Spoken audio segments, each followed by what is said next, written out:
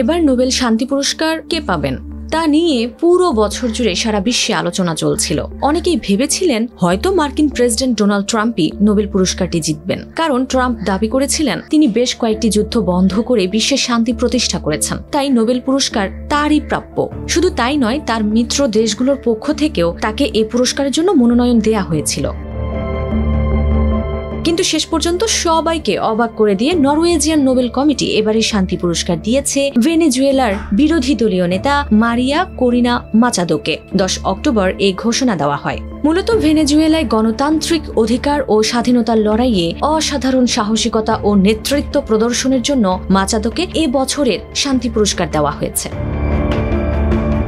এই ঘোষণার পরপরই এক সাংবাদিক নোবেল কমিটির চেয়ারম্যান জোর্গেন ওয়াচানে ফ্রাইডেন্সকে প্রশ্ন করেন, ট্রাম্পকে নিয়ে চলা প্রচারণা ও আন্তর্জাতিক মহল থেকে আসা চাপ কি কোনোভাবে কমিটির আলোচনার কাজে প্রভাব ফেলেছে?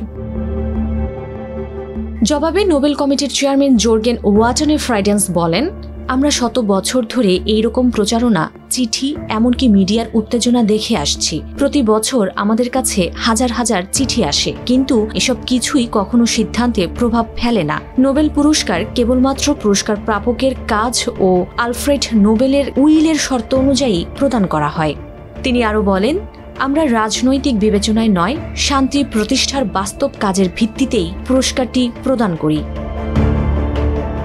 তবে নোবেল পুরস্কার ঘোষণার পর হোয়াইট হাউসের মুখপাত্র স্টিভেন চিউং সামাজিক যোগাযোগ মাধ্যম এক্সে লেখেন, নোবেল কমিটি শান্তির চেয়ে রাজনীতিতে বেশি গুরুত্ব দিয়েছে। তবুও প্রেসিডেন্ট ট্রাম্প শান্তি, চুক্তি ও মানব জীবন বাঁচাতে কাজ চালিয়ে যাবেন। তার হৃদয় মানবতার জন্য নিবেদিত, তার ইচ্ছাশক্তি পাহাড় সরাতে পারে। তবে নোবেল না পাওয়ার পর ট্রাম্প নিজে মুখ খুলেননি। যদিও সেপ্টেম্বর মাসে এক সমাবেশে তিনি বলেছিলেন, আমি যদি নোবেল না পাই সেটা যুক্তরাষ্ট্রের জন্যই বড় অপমান।